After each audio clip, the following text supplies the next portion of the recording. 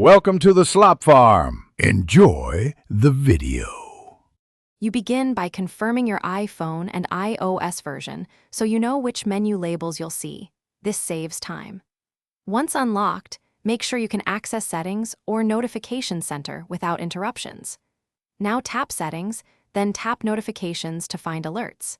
You do this because system alerts are controlled in Notifications and in the Messages or Emergency settings. So start there and prepare to disable specific alert types rather than broad system functions. Once in Notifications, scroll down to the bottom where Government or Emergency alerts appear.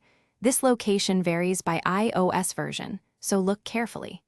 Tap into that section and toggle off Amber Alerts, Emergency Alerts, or Public Safety Alerts depending on what disturbs you. You disable only the specific categories to keep other notifications functioning.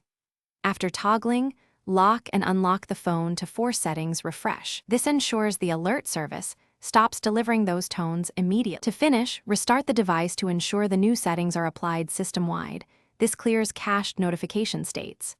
If alerts still come through, check for a carrier settings update in Settings General About and install it, because some emergency alerts are pushed by carriers. If nothing helps, you can reset all settings as a last resort. This preserves data but restores system defaults. Troubleshooting tip: if alerts persist, contact your carrier. Sometimes alerts are managed at the network level. Thanks for watching. Consider subscribing if we helped you today.